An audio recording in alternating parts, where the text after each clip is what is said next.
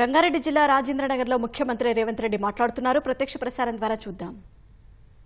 ఈ వేదిక మీద నుంచి తెలంగాణ సమాజానికి 3 అంశాలను ప్రధానంగా నేను ప్రస్తావించదలుచుకున్నా. మా మీడియా మిత్రులు కూడా సావధానంగా వినాలి, శాంతం రాయాలి పేపర్లలో. 10 ఏళ్ళు నరేంద్ర మోడీ గారు ప్రధానమంత్రిగా ఉన్నారు. 10 ఏళ్ళు కల్వకుంట్ల చంద్రశేఖరరావు గారు ఈ రాష్ట్రానికి ముఖ్యమంత్రిగా ఉన్నారు. వాళ్ళిద్దరూ 10 ఏళ్లలో ప్రజలకిచ్చిన హామీలు మీకు తెలుసు. చంద్రశేఖరరావు గారు 2 సార్లు ముఖ్యమంత్రిగా ఈ రాష్ట్ర ప్రజలకు ఇచ్చిన హామీలు అమలు చేయకపోను 4 కోట్ల తెలంగాణ ప్రజల్ని మోసం చేసినందుకు మొన్న డిసెంబర్ నాడు మీరందరూ కలిసి టిఆర్ఎస్ పార్టీని తిత్తిదీసి కోదండానికి వేలాడేసి ఈరోజు కారు గుర్తును కార్ఖానకు పంపించారు.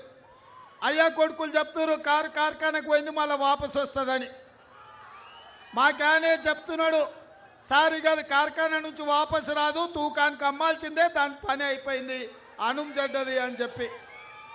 అందుకే ఇవాళ కేసీఆర్ ఎన్ని చెప్పినా, కేటీఆర్ ఎన్ని అబద్ధాలు మాట్లాడినా, తండ్రి 4 గంటలు కొడుకు 2 గంటలు టీవీ 9లో కూర్చొని ఎంత దుఃఖం వెళ్ళిపుచ్చినా ప్రజలకు సానుభూతి రాలేదు. ఇవాళ ఆ సానుభూతి రాలేదు అని చెప్పి చంద్రశేఖరరావు గారు బస్ వేసుకొని బయలుదేరిండు. కారు పని అయిపోయిందని ఇవాళ బస్ వేసుకొని బయలుదేరిండు. నిన్న మిర్యాలగూడ పోయిండు, సూర్యాపేట పోయిండు, భువనగిరికి వచ్చిండు. ఇవాళ ఆయన యాత్ర చూస్తుంటే 100 ఎలుకలు తిన్న పిల్లంట తీర్థయాత్రలకు పోయి వచ్చిందంట. నా పాపాలన్నీ మన్నించు అని. 10 ఏళ్ళు అధికారంలో ఉండి ప్రజలు వస్తే రానియక ఫామ్ హౌస్ దగ్గరకు వస్తే లాఠీ చార్జ్ చేయించి ప్రగతి భవన్లో ఎర్ర టెండలో గద్దరన్న కలవడానికి వస్తే 4 గంటలు ప్రగతి భవన్ గేట్ల ముందల గద్దరన్నను కూర్చోబెట్టింది మర్చిపోయినట్టున్నాడు. 10 ఏళ్ళ అధికారంలో ఉన్నప్పుడు సచివాలయానికి రాలే, ప్రగతి భవన్లో లోపలికి మనల్ని రానియలే. ఏ రోజు కూడా తెలంగాణ ప్రజలు గుర్తురాలే. తెలంగాణ రైతులు, విద్యార్థులు, నిరుద్యోగ యువకులు, మహిళలు, మైనార్టీలు ఏ ఒక్కరు కూడా చంద్రశేఖరరావుకు గుర్తు రాలే. అధికారం ఉన్నంతసేపు ఆంధ్ర కాంట్రాక్టర్లు, హైదరాబాద్ రియల్ ఎస్టేట్ వాళ్ళే ఆయనకు గుర్తొచ్చిండ్రు తప్ప ఏ రోజు కూడా తెలంగాణ 4 కోట్ల ప్రజల్ని పట్టించుకోలే. ఈ కార్యకర్తలు కష్టపడి కారును ఖతం చేస్తే ఇవాళ మళ్ళా ప్రజలు గుర్తొచ్చి చంద్రశేఖరరావు ఫామ్ హౌస్ల నుంచి బయటికి వచ్చిండు. ఫామ్ హౌస్ గేట్లు బార్లా తెరుచుకొని ప్రజల్ని రమ్మంటుడు. అంత అయిపోయినాక ఆ చేతులు కాలినాక ఆయన ఇవాళ ఆకులు పట్టుకున్నట్టు బయలుదేరిడు. 4 గంటలు వచ్చి టీవీలో కూర్చున్నాడు. నేను అడుగుతున్న చంద్రశేఖరరావును, 4 గంటలు వచ్చి టీవీలో కూర్చోనికి వచ్చింది కానీ వారం రోజులు అసెంబ్లీ నడిపి కాళేశ్వరం నుంచి ఇందిరమ్మ ఇండ్ల వరకు నిరుద్యోగ యువకుల ఉద్యోగాల కోసము, రైతు రుణమాఫీ కోసము, రైతు బంధు కోసము, మైనార్టీ రిజర్వేషన్ల కోసం అసెంబ్లీలో చర్చ పెట్టినాం. చర్చలు మాత్రం రాలే. ఎందుకంటే చర్చలకు వస్తే ఎదురుగా కాంగ్రెస్ వాళ్ళు ఉంటారు, రేవంత్ రెడ్డి ఉంటారు, అడుగుతారు, కడుగుతారు, అంగిప్పి 4 దంచుతారని అసెంబ్లీకి రాలే. ఇక ఆయన పోయిన టీవీలో అడిగేటోడు ఆళ్ళోడే, చూపించేటోడు ఆడోళ్ళే, మొత్తం వాళ్ళే. చూపించుకోనికే టీవీ ఉంది, రాసుకోనికే పేపర్ ఉందని నోటికి వచ్చింది. 4 గంటలు కూర్చొని మాట్లాడింది. మీరెవరైనా నమ్మినరా? ఎవరైనా నమ్మిరా? చంద్రశేఖరరావు నువ్వు నమ్మేటోడు 4 కోట్ల తెలంగాణ ప్రజలలో ఎవరు లేరు. అందుకే ఇవాళ చంద్రశేఖరరావు ఊరు తిరుగుతున్నాడు, ఇల్లు తిరిగి అడుక్కుంటున్నాడు. అయినా చంద్రశేఖరరావును క్షమించే పరిస్థితి తెలంగాణ సమాజం లేదు. ఇక చేవెళ్ళల పాపం జ్ఞానేశ్వర్ ముదిరాజును పెట్టిండు. ఆయన మంచోడే, కానీ ఏం లాభం? కేసీఆర్ అభ్యర్థిగా జ్ఞానేశ్వరుని పెట్టిండు, వెనకంగా విశ్వేశ్వరరెడ్డికి సైగ చేస్తున్నాడు, ఇక్కడికి కోరి అని. ఎందుకంటే బిడ్డ బెయిల్ కావాలి. బిడ్డ బెయిల్ కావాలంటే బీజేపీకి మద్దతు పలకాలి. ఇది ఇవాళ కేసీఆర్ నీతి, కేసీఆర్ జాతి. ఇక భారతీయ జనతా పార్టీ గురించి నేను ఎక్కువ చెప్పకపోయినా 4 అంశాలు గుర్తు చేయదలుచుకున్నా. బీజేపీ ఆనాడు నరేంద్ర మోడీ గారు గుజరాత్ ముఖ్యమంత్రిగా బయలుదేరి ప్రధానమంత్రి అభ్యర్థిగా ప్రతి సంవత్సరం 2 కోట్ల ఉద్యోగాలు ఇస్తా అన్నాడు. 10 ఏళ్ళు పూర్తయింది నరేంద్ర మోడీ ప్రధానమంత్రి అయి. 20 కోట్ల ఉద్యోగాలు ఈనాటికి ఇచ్చి ఉండాలి. కానీ పార్లమెంటులో నేను అడిగిన ప్రశ్నకే 7,21,681 ఉద్యోగాలు ఇచ్చినా అన్నాడు. చెప్పింది 20 కోట్లు, ఇచ్చింది 7 లక్షల చిల్లర. ఇదే కాదు, రైతుల ఆదాయాన్ని రెండింతలు చేస్తా అన్నాడు 2022 లోపల. రైతుల ఆదాయం పెంచుతా అన్న నరేంద్ర మోడీ రైతు వ్యతిరేక నల్ల చట్టాలు తీసుకొచ్చి ఈ దేశంలో రైతుల బతుకులను అదాని, అంబానీ, అమెజాన్లకు తాకట్టు పెట్టి రైతులను శాశ్వతంగా బానిసలను చేయాలని చూసిండు. అందుకే హర్యానా, పంజాబ్, రాజస్థాన్, మధ్యప్రదేశ్, బీహార్ నుంచి రైతులు లక్షలాది మంది ఢిల్లీకి వచ్చి 16 నెలలు నరేంద్ర మోడీ మీద యుద్ధం చేసిండ్రు. నరేంద్ర మోడీ మెడలు వంచి రైతు వ్యతిరేక నల్ల చట్టాలు నరేంద్ర మోడీ ఉపసంహరించుకొని ఈ దేశంలో రైతులకు క్షమాపణ చెప్పిండు నరేంద్ర మోడీ గారు. ఇదే కాదు, స్విస్ బ్యాంకులో లక్షల కోట్ల రూపాయల నల్లధనం ఉంది. ఆ నల్లధనం తెచ్చి ప్రతి పేదవాడి ఖాతాలో 15 లక్షల రూపాయలు వేస్తా అన్నాడు. 10 ఏళ్ళు అయిపోయింది. నేను అడుగుతున్న ఇక్కడ ఉన్న మిత్రుల్ని, 40 కోట్ల ఖాతాలు తెరిచిన అన్నాడు జన్ధన్ ఖాతా.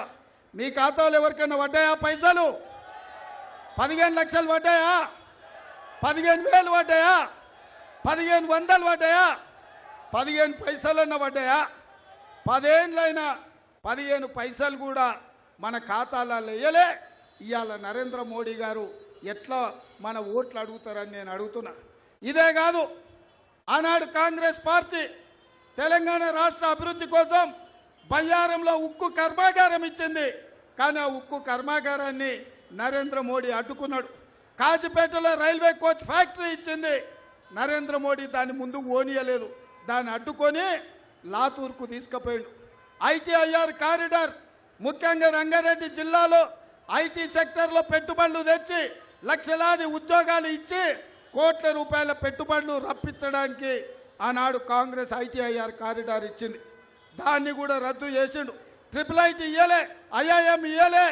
మనకు గిరిజన యూనివర్సిటీ ఇస్తే మొన్నటి వరకు అతిగతి లేదు. కాంగ్రెస్ ఇచ్చిన వాటిని రద్దు చేసిండు. నరేంద్ర మోడీ చెప్పిన మాటలు నమ్మించి మోసం చేసిండు. బీజేపీ వాళ్ళు నమో అంటున్నారు. నమో అంటే ఏంటంటే నమ్మించి మోసం చేయడం. ఇవాళ నమో అంటే నమ్మించి మోసం చేసిండు నరేంద్ర మోడీ. అందుకే ఇవాళ తెలంగాణ ప్రజలారా ఆలోచన చేయండి. నరేంద్ర మోడీ ఒక మాట చెప్తున్నాడు. ఇవాళ సిద్దిపేటలో అమిత్ షా మాట్లాడిండు. నిన్న నరేంద్ర మోడీ మధ్యప్రదేశ్లో మాట్లాడిండు. రిజర్వేషన్లు రద్దు చేస్తామని. ఎందుకు బీజేపీ వాళ్ళు 400 సీట్లు కావాలంటున్నారు?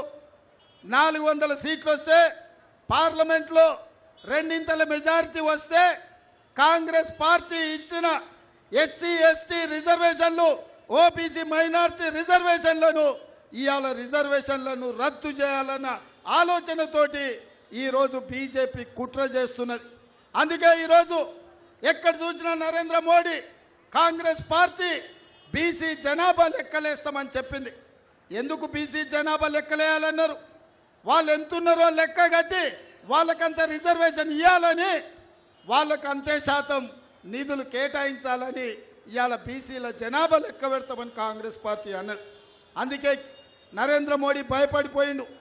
బీసీలకు నిధులు వచ్చి బీసీలకు రిజర్వేషన్లు వస్తే వాళ్ళ ఆర్ఎస్ఎస్ విధానానికి దెబ్బ తగులుతుందని. మొదటి నుంచి ఆర్ఎస్ఎస్ రిజర్వేషన్ల విధానానికి వ్యతిరేకం. ఆర్ఎస్ఎస్ పెద్దలు చాలా సందర్భాల్లో చెప్పిండ్రు రిజర్వేషన్లు రద్దు చేస్తామని. వాళ్ళ విధానాలలో ఉన్న అన్ని విషయాలను బీజేపీ రద్దు చేసింది. 370 ఆర్టికల్ కావచ్చు, ట్రిపుల్ తలాక్ కావచ్చు, యూనిఫామ్ సివిల్ కోడ్ కావచ్చు, సిటిజన్ అమెండ్మెంట్ యాక్ట్ కావచ్చు, రైతు వ్యతిరేక నల్ల చట్టాలు కావచ్చు, జీఎస్టీ బిల్లు కావచ్చు, నోట్ల రద్దు కావచ్చు, ఇవన్నీ బీజేపీ ఆర్ఎస్ఎస్ ఎజెండాలో ఉన్న విషయాలను అమలు చేసింది. ఇక మిగిలింది ఒకే ఒక్కటి, ఈ దేశంలో రిజర్వేషన్లు రద్దు చేయడం. ఇవాళ కాంగ్రెస్ పార్టీ డాక్టర్ బాబాసాహెబ్ అంబేద్కర్ రాజ్యాంగంలో ఎస్సీ ఎస్టీలకు రిజర్వేషన్ల హక్కు కల్పించి కోట్లాది ఉద్యోగాలు ఇచ్చి రైల్వేలు, ఎల్ఐసీలు, బిహెచ్ఏలు, బిఏలు, బీడీఎల్లు, ఎన్ఎఫ్సి, ఈసీఐ, ఐడిపిఎల్ లాంటి పరిశ్రమలు తెచ్చి అంతర్జాతీయ ఎయిర్పోర్ట్లు కట్టి ఎస్సీ ఎస్టీ ఓబీసీలకు రిజర్వేషన్లు ఇచ్చి కోట్లాది ఉద్యోగాలు ఇచ్చారు. వాళ్ళ జీవితాలలో వెలుగులు నింపారు. ఇవాళ బీసీ జనాభా లెక్కలేసి బీసీ రిజర్వేషన్లు పెంచుతామని కాంగ్రెస్ పార్టీ అంటుంటే మాకు 400 సీట్లు ఇవ్వండి, ఈ దేశంలో రిజర్వేషన్లు రద్దు చేస్తామని బీజేపీ అంటుంది. అందుకే మిత్రులారా మీరు ఆలోచన చేయండి. ఈ దేశంలో చదువుకున్న యువకులు ఉన్నారు, ఐఏఎస్లు, ఐపీఎస్లు అయిన బలైన వర్గాలు ఉన్నారు, డాక్టర్లు, లాయర్లు, ఇంజనీర్లుగా ఈ సమాజంలో సైంటిస్టులుగా మీరు ఉన్నారు. ఇవాళ బీజేపీ విధానం మీరు ఆలోచన చేయండి. ఈ ఎన్నికలు కేంద్రంలో ప్రభుత్వం ఏర్పాటు చేయడానికి కాదు, ఈ ఎన్నికలు 70 సంవత్సరాలు అమలు చేసిన రిజర్వేషన్లను రద్దు చేయాలని భారతీయ జనతా పార్టీ కంకణం కట్టుకొని ఈరోజు ఆ ప్రయత్నం చేస్తుంది. భారతీయ జనతా పార్టీ ఈరోజు ఆనాడు ఈస్ట్ ఇండియా కంపెనీ ఏ విధంగా అయితే బ్రిటిష్ వాళ్ళు ఈ దేశంలో సముద్రం పక్కన సంసారం పెట్టుకుంటామని దేశంలోకి వచ్చారు, వ్యాపారం ముసుగులో దేశమంతా విస్తరించారు. భారతదేశాన్ని ఈస్ట్ ఇండియా కంపెనీ ఆక్రమించుకున్నది, బ్రిటిష్ వాళ్ళ చేతులకు ఈ దేశం పోయింది. 100 సంవత్సరాలు ఈ దేశాన్ని పట్టి పీడించి మనల్ని బానిసలుగా మార్చి మనల్ని దోచుకున్న British east India company Surat నుంచే వచ్చింది, గుజరాత్ నుంచే వచ్చింది. మిత్రులారా, ఇవాళ కూడా మళ్ళా అదే సూరత్ నుంచి, అదే గుజరాత్ నుంచి నరేంద్ర మోడీ, అమిత్ షా బయలుదేరిండు. ఈస్ట్ ఇండియా కంపెనీని ఆదర్శంగా తీసుకున్నాడు. ఆనాడు బ్రిటిష్ వాళ్ళు ఉన్నప్పుడు కూడా ఈ దేశంలో రిజర్వేషన్లు లేవు. ఇవాళ ఈస్ట్ ఇండియా కంపెనీ బ్రిటిష్ వాళ్ళని ఆదర్శంగా తీసుకొని రిజర్వేషన్లను రద్దు చేసి ఎస్సీ, ఎస్టీ, ఓబీసీ మైనార్టీలకు అన్యాయం చేయాలని ఇవాళ కంకణం కట్టుకున్నారు. అందుకే మిత్రులారా, మీడియా సోదరులారా, బీజేపీ అంటే భారతీయ జనతా పార్టీ కాదు, బీజేపీ అంటే బ్రిటిష్ జనతా పార్టీ. వాళ్ళ ఎజెండా బ్రిటిష్ వాళ్ళ ఎజెండా. వాళ్ళ ఎజెండా ఈ దేశంలో రిజర్వేషన్లను రద్దు చేసే ఎజెండా. కాంగ్రెస్ ఎజెండా ఈ దేశంలో రిజర్వేషన్లు ఇవ్వాలని. ఏమైందా ఒకసారి చూడండి, అంబులెన్స్కి ఇచ్చేయండి, వాటర్ ఇచ్చేయండి తొందరగా. వాటర్ ఇచ్చేసి అంబులెన్స్ ఉంది కదా అవతల, అంబులెన్స్కు తీసుకెళ్ళండి, అంబులెన్స్కు తీసుకెళ్ళండి.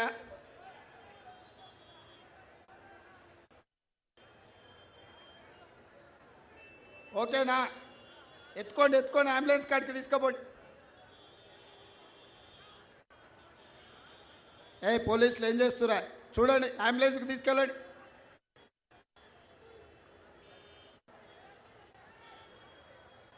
జరగండి అమ్మా, జరగండి తల్లి, అటెండ్ జరగండి. డాక్టర్ ఉన్నాడు కదా అంబులెన్స్లో.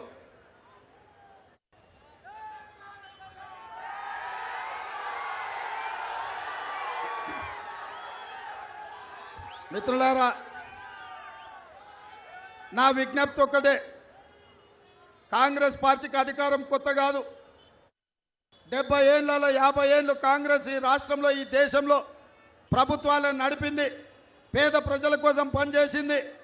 ఈ చేవెళ్ల పార్లమెంటు నియోజకవర్గం అంటే కాంగ్రెస్ పార్టీకి ఒక ప్రత్యేకత ఉన్నది. చేవెళ్ల ప్రాంతం నుంచి 2004 నాడు డాక్టర్ వైఎస్ రాజశేఖర రెడ్డి గారు చేవెళ్ల నుంచి ఇచ్చాపురం వరకు 1550 కిలోమీటర్లు పాదయాత్ర చేసి పేదలకు ఉచిత కరెంట్ ఇచ్చిండు, రైతు రుణమాఫీ చేసిండు, రైతులకు ఆరోగ్యశ్రీ పథకాన్ని తీసుకొచ్చిండు, ఫీజు రియంబర్స్మెంట్ తీసుకొచ్చిండు, మైనార్టీలకు 4% రిజర్వేషన్ ఇచ్చిండు. ఆనాడు వైఎస్ రాజశేఖర రెడ్డి గారి నేతృత్వంలో చేవెళ్లలో బయలుదేరిన పాదయాత్ర ఈ రాష్ట్రంలో దేశానికి ఆదర్శంగా నిలబడే నిర్ణయాలు తీసుకున్నారు. రైతు రుణమాఫీ జరిగింది, ప్రతి పేదవాడికి ఇందిరమ్మ ఇల్లు ఇచ్చిండ్రు, ప్రతి పేదవాడి బిడ్డ చదువుకోవడానికి ఫీజు రియంబర్స్మెంట్ చేసిండ్రు. అందుకే కాంగ్రెస్ పార్టీకి చేవెళ్ల పార్లమెంట్ అంటే అత్యంత ప్రత్యేకం. అందుకే ఇవాళ ఈ చేవెళ్ల పార్లమెంటు నియోజకవర్గం నుంచి కార్యకర్తలతో మాట్లాడినాం, ప్రజలతో మాట్లాడినాం. నాయకులతో మాట్లాడినాం, సర్వేలు చేపించినాం, తండాలలో పోయి నా లంబాడి సోదరులను అడిగినాం, మీ అభ్యర్థి ఎవరైతే బాగుంటుందయా, మీరు ఎవరికైతే ఓటేస్తారని. వాళ్ళందరూ ఏకగ్రీవంగా రంజిత్ రెడ్డి సార్కు టికెట్ ఇవ్వు, రంజిత్ రెడ్డి సార్ మంచోడు, మేము ఎప్పుడు పోయినా కలిస్తే పలకరిస్తాడు, శాతనైతే సాయం చేస్తాడు, శాత కాకపోతే ఒకవేళ ఏదైనా పని జరగకపోతే ఇందుకోసం జరుగుతలేదని మాకు చెప్తాడు. ఎప్పుడు పోయినా మమ్మల్ని మనుషుల్లాగా చూస్తాడు, మమ్మల్ని సోదరులాగా చూస్తాడని వాళ్ళు చెప్పారు. అందుకే ఇవాళ అందరు అభిప్రాయం తీసుకొని మీ అందరూ మెచ్చిన అభ్యర్థిని సోనియమ్మ ఇవాళ రంజిత్ రెడ్డిని చేవెళ్ళ కాంగ్రెస్ అభ్యర్థిగా నియమించింది. ఇవాళ రంజిత్ రెడ్డిని గెలిపించండి, నాకు అవసరం ఉంది. ఎందుకంటే మూసి రివర్ ఫ్రంట్ కట్టాలంటే వికారాబాద్లో మొదలైన మూసి నల్లగొండ నేరేడ్చర్ల వరకు అభివృద్ధి చేయాలంటే 1,00,000 కోట్ల పెట్టుబడి పెట్టి అభివృద్ధి చేయాలి. ఈ అభివృద్ధి చేయాలంటే కేంద్రంలో అనుమతులు తేవాలి, పార్లమెంటులో మాట్లాడాలి. ఇవాళ ప్రభుత్వం అనేది 10 ఏళ్ళు మనం అధికారంలో ఉంటాం. ఈ 10 ఏళ్ళు చేవెళ్ళ పార్లమెంట్ అభివృద్ధి జరగాలంటే కేంద్రంలో రంజిత్ రెడ్డి నాకు తోడుగా ఉండాలి, మీ సమస్యల మీద మాట్లాడాలి. మూసీ రివర్ ఫ్రంట్తో పాటు మీ గండిపేట, హిమాయత్ సాగర్ను ఈ ప్రాంతాలను అభివృద్ధి చేయాలి, ఉస్మాన్ సాగర్ను అభివృద్ధి చేయాలి, వికారాబాదును పర్యాటక క్షేత్రంగా ఆ ప్రాంతాన్ని అభివృద్ధి చేయాలి అని అంటే నాకు నమ్మకమైన మిత్రుడు పార్లమెంట్ సభ్యుడు ఉండాలి. అందుకే సోదరులారా, ఇవాళ డాక్టర్ రంజిత్ రెడ్డిని కాంగ్రెస్ పార్టీ పక్షాన సోనియా మహమ్మద్ తీసుకొని ఇవాళ మీ ముందుకు తీసుకొచ్చిన. ఇవాళ రంజిత్ రెడ్డి కాకుండా ఇంకెవరికైనా ఓటేస్తే పానకంలో పుడకలాక తయారవుతారు, కాళ్ళల్లో కట్టెబెట్టేటోళ్ళు అవుతారు. మనం అభివృద్ధి చేయాలంటే అభివృద్ధి చేస్తే కాంగ్రెస్ కాడ పేరు వస్తుందో అని అడ్డుకునే ప్రయత్నం చేస్తారు. ఒకవేళ నరేంద్ర మోడీ నిజంగానే చేసేది ఉంటే 10 ఏళ్ల నుంచి ప్రధానమంత్రిగా ఉన్నాడు. మనకు వికారా శాటిలైట్ సిటీకి జైపాల్ రెడ్డి గారు 2,500 కోట్లు ఇచ్చారు. అవి ఎందుకు రద్దు చేసిండో మిత్రుడు విశ్వేశ్వరరెడ్డి గారు చెప్పాలి. ఎందుకు ఎంఎంటీఎస్ రైలు ఎయిర్పోర్ట్కు పోలేదు, ఎందుకు ఎంఎంటీఎస్ రైలు మీకు చేవెళ్ళ వరకు వికారాబాద్ వరకు రాలేదని నేను అడుగుతున్నా. ఇవాళ వాళ్ళకు ఉపయోగం, చేవెళ్ళ ప్రజలకు ఉపయోగం లేదు. అందుకే నేను కూడా వికారాబాద్ జిల్లా నుంచే ఎమ్మెల్యేగా నా 3 మండలాలు ఇవాళ వికారాబాద్ జిల్లాలో ఉన్నాయి. రాష్ట్ర ముఖ్యమంత్రిగా మీ జిల్లా నుంచి నేను ఉన్నప్పుడు తాండూరు, పరిగి, వికారాబాద్, చేవెళ్ళ, అదేవిధంగా మనకున్న మహేశ్వరం, రాజేంద్ర నగర్, అదేవిధంగా శేర్లింగపల్లిలో అభివృద్ధి జరగాలి అని అంటే మన పార్లమెంట్ సభ్యుడు ఉండాలి. మన పార్లమెంట్ సభ్యుడిని గెలిపించండి మిత్రులారా. మీరు అనుకున్న అభివృద్ధి చేసే బాధ్యత నాది. ఎందుకంటే ఇవాళ నాకు పార్లమెంట్ సభ్యుడు నా చేతిలో ఉంటే, నాకు అండగా ఉంటే ఢిల్లీలో అన్ని అనుమతులు ఏడాది తిరిగే కల్లా సాధిస్తా. 1,00,000 కోట్లతోటి మూసీ రివర్ ఫ్రంట్ అభివృద్ధి చేసి మీ భూముల ధరలు, మీ మొత్తం కాలుష్యాన్ని మొత్తం కడిగే బాధ్యత నాది. నగరాన్ని విస్తరించే బాధ్యత నాది. ఇవాళ మీ ప్రాంతాన్ని అభివృద్ధి చేసే బాధ్యత నాది. అందుకే సోదరులారా, రాజేంద్ర నగర్లో ఇవాళ ఏర్పాటు చేసిన సమావేశం నాకు సంపూర్ణమైన విశ్వాసం కలిగించింది. ఇవాళ చేసింది చెప్పుకోలేక, ప్రజలకు ఇచ్చింది చూపించడానికి లేక, బీజేపీలకు ఒకటే పిచ్చి పట్టుకున్న దేవుడు పిచ్చి. నేను ఒక్క మాట చెప్పదలుచుకుని ఇక్కడ ఉన్నోళ్లకు, అయ్యా దేవుడు గుడిలో ఉండాలి, భక్తి గుండెల్లో ఉండాలి. అవునా? మన తండ్రులు, తాతలు, ముత్తాతలు, వాళ్ళ తండ్రి తాతలు కూడా దేవుళ్ళకు పూజ చేయలేదా? బోనాల పండుగ చేయలేదా? బతుకమ్మ పండుగ చేయలేదా? ఎల్లమ్మకు, మైసమ్మకు, పోసమ్మకు కోడి కొయ్యలేదా? కళ్ళు కొయ్యలేదా మనం? అవునా కాదా? మరి ఇవాళ బీజేపీ వాళ్ళు ఇప్పుడే శ్రీరామనవమి కనిపెట్టినట్టు, హనుమాన్ జయంతి వాళ్ళే తయారు చేసినట్టు, ఆ దేవుడి పేరు మీద ఓట్లు అడుక్కొని గుళ్ళో ఉండాల్సిన దేవుణ్ణి వీధుల్లోకి తీసుకొచ్చి పోలింగ్ బూతుల డబ్బాలో ఓట్లు వేయించుకోవాలనే కక్కుర్తి వాళ్ళని చూడండి.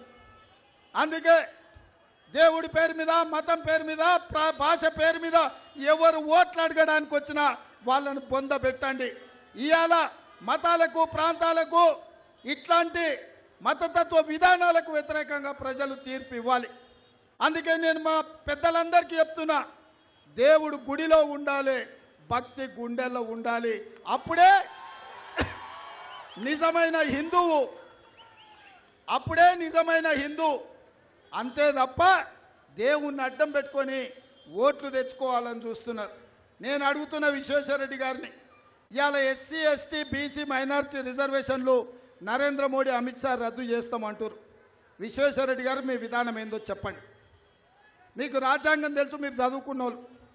మీ ఫాదర్ జస్టిస్గా, హైకోర్టు జస్టిస్గా ఒక పెద్ద న్యాయ కోవిదుడిగా పనిచేసిండు.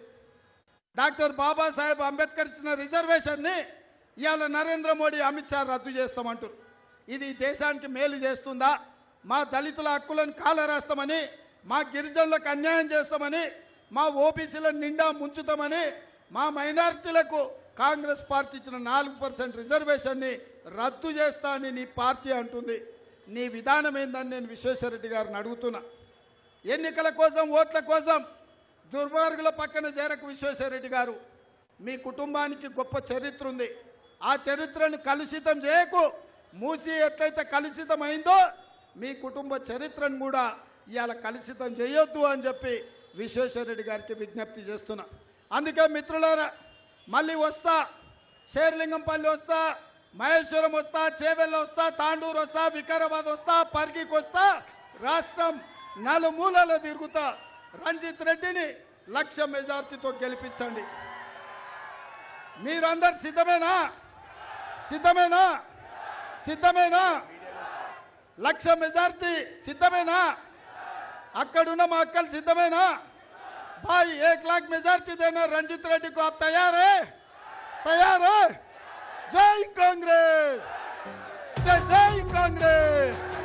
हस्तम गुर्त के, हस्तम गुर्त के। మూడు రంగుల జెండా బట్టి సింగమోలే కదిలినాడు ఒక్కరో కాంగ్రెస్ సూర్యుడు మన రేవంత్ అన్న నిగ్గదీసి అడిగే మునగాడు. మీడియా మిత్రులకు కృతజ్ఞతలు. మీడియా మిత్రులు